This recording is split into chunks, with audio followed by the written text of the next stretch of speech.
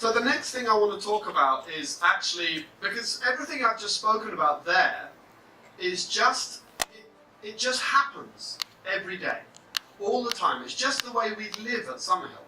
It's, you know, we don't have like time in the curriculum. We don't organize things for all of this stuff to happen.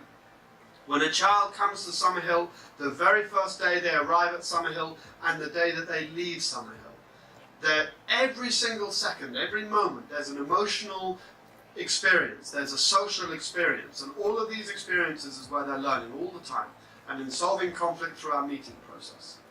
So this is just happening all the time.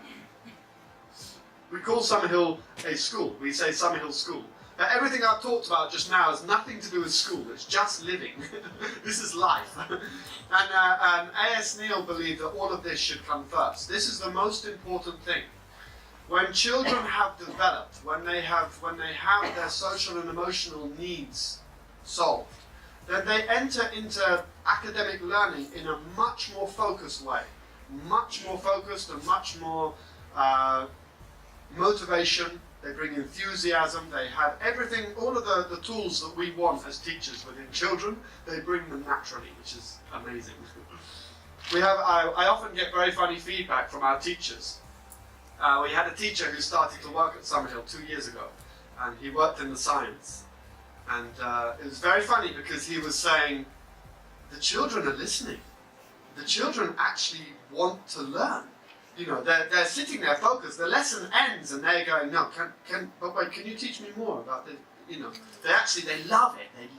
They're like sponges, you know, they just want to learn the information, and this is really amazing. So, there's a few elements to this I want to talk about. But the first thing is very, very important. The first thing is non-compulsory lessons. Now, this is all the way through SummerHill School. From the very first day the child arrives until the day that they leave, they don't have to enter a single classroom if that's what they choose. Yeah. The reality is this never ever happens. Again, it's coming back to the anxiety that you were talking about, that we're all thinking as adults and teachers and parents, we're thinking, oh my God, freedom, oh my God, if we give freedom, they'll never do it, you know. But this is only because we have been brought up in a society where we look at compulsion as a negative, or learning we look at as a negative thing. And the reason why we look at learning as a negative thing is because we had it forced. It was compulsory to us. So we feel it's negative in this way. But actually, learning is a wonderfully, wonderfully amazing thing. Children really love to learn. They love to get new information, but they don't want to learn something that is not important to them or they're not interested in. And this is something that's very, very important. So, I'll just talk about, so we have two main learning structures at SummerHill School. Now, the first one is, actually, I'll explain the main one is actually very, very structured learning. Very, very similar to a state school, actually. And this is something over the years we have found very, very interesting. So, between the age of 10 years old and 18 years old, children have access to timetabled, structured lessons. Now, obviously they always have a choice. They always have the choice whether to go or not. But what happens is, at the beginning of our term, the child will sign up to lessons that they're interested in. So they will say, yeah, I want to try science, I want to try maths, I want to try art, music. Yeah. And then we will then create a timetable. The teachers at SummerHill School and the adults at SummerHill School, we create a weekly timetable, which will tell them where their lesson is and at what time, what day and what time. So maybe they have a music lesson at 1:40 on Wednesday. Now, they don't have to go if they don't want to. If they're busy killing dragons, which is, I must say quickly, we don't have a dragon problem at SummerHill. We are probably every state school that has so many dragons and zombies and, you know, such problems. No dragons, no zombies, no orcs, nothing. It's amazing. Yeah. All you need to do is you find a 6-year-old and you give them a wooden sword. That's it. Dragon problem. And then give them freedom. Dragon problem finished. Amazing. Yeah, so this is really important because this means that children are in control of their own development. They're in control of the time that they need or whenever they find the interest. The problem is many of the children that come to SummerHill, in fact, pretty much all of the children that come to SummerHill, have been scarred by the state system. They feel maybe they hate maths because they're forced to do it and they really don't like maths, or there was some other conflict, or those other competition happens in state schools very much, and can make people who are not good, if you're not good at maths, they feel bad about this, they feel very negative about this.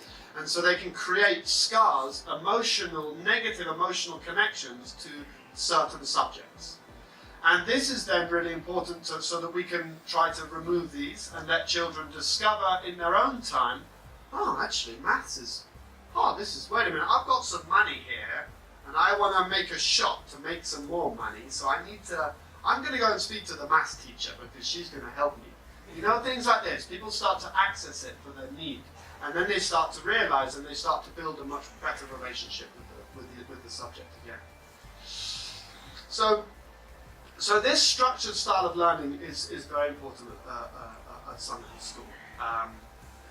The next part I will talk about to do with the structured learning is we do offer exams.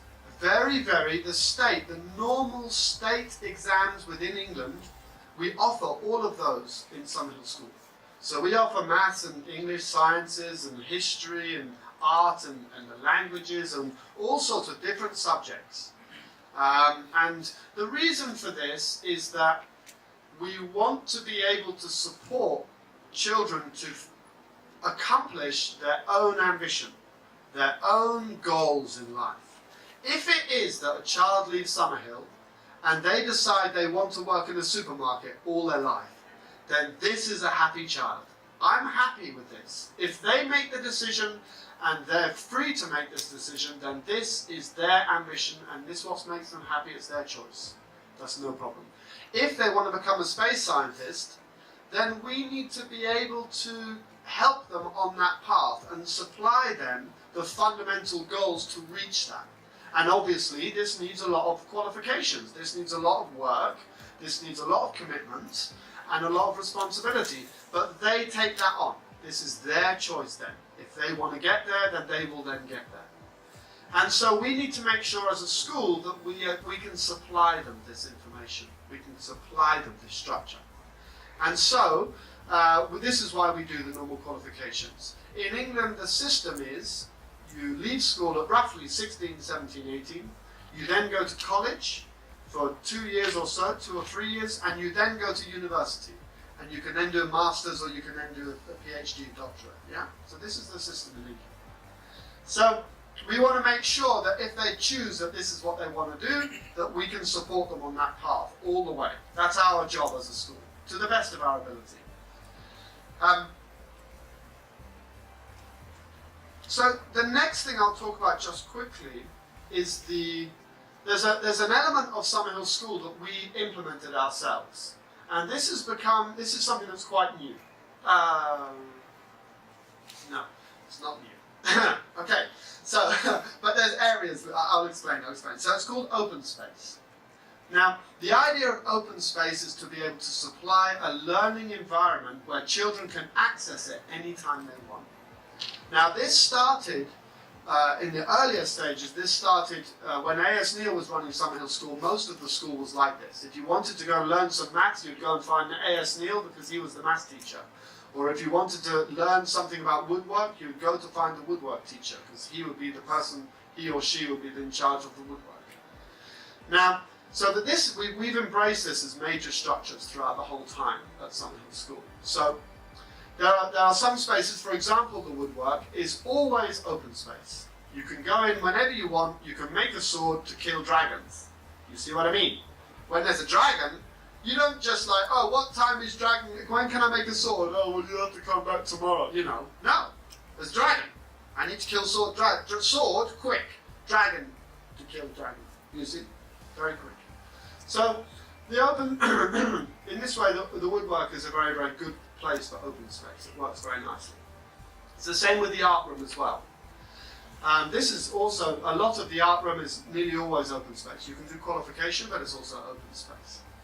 But something that's been happening recently, which is really, really important, is that we've been implementing open space into the academic learning, the GCSE level, the qualification level of academic learning. We started to add open space. And this was done fundamentally by our maths teacher. We have a maths teacher at SummerHill. She's been there for 15 years, maybe 14 years. She's amazing. She loves maths. She's passionate about maths. And she created an open space. And what this means is in the morning, every day, in every morning slot, there's an open space where children can access maths whenever they want to. And this is lovely because you get a whole mix of levels. You'll have someone doing GCSE who's doing their homework, and they'll be helping another kid who's learning other. So it creates a learning environment for mathematics, and it starts to take away the formality of the learning of mathematics, which she says works. Half of her lessons are formal and structured so that we can do the syllabus for qualification, but half of them are open space in this way. It works very, very well. We now implement it in the science, we implement it in IT, we implement it in music, we implement it in many, many different areas within SummerHill School. Okay, well I think that's pretty much it. So I'll just quickly talk about, because in the earlier stage I was talking about freedom without license. Now, the idea of freedom without license can also be implemented into the learning environment, and this is something that I think is very important as well. Because if you just do freedom, then children can start to get a little bit lazy, you know. They start to get a bit floppy. And we like to connect freedom and responsibility, you know. SummerHill gives children freedom to choose what they want with their learning. But if we supply a lesson, and if they come to the lesson, they need to come at the beginning of the lesson, they need to focus during the lesson, and then they can leave after the lesson. We don't want a situation where children sort of go, oh, I'm going to come later, I'll come after 20 minutes or something like that. It's not okay. We're all there, we've got professional teachers who are teaching, we've got other people who are wanting to learn, we've got a syllabus for the qualification to follow, so if the child comes, they need to come on time and they need to focus during the lesson. They can't play around and make noise or things like this. They have to get out if they're doing this. This is not okay. So this, we kind of live. It's not necessarily, this isn't a rule of SummerHill School, but this is just rights. This is about freedom, not license within the learning environment. You have to take responsibility. If you want to go to college, you have to do the work. It's not easy. Sometimes you have to learn something you don't want to learn, and that's reality.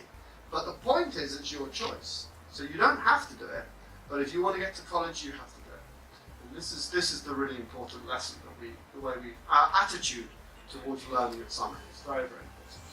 Okay. I think that's basically it. Okay, so I just have another little part just to read quickly, and then I'll finish my talk, and we'll go to a Q&A session, okay? So, SummerHill has proven over the last 100 years that freedom can be used in education, and children can be trusted to make decisions about their own lives. And, when given that freedom, will become well-balanced, happy individuals that are self-confident, enthusiastic, and maintain a lifelong love of learning. Cool. So, thank you very much. Thank you.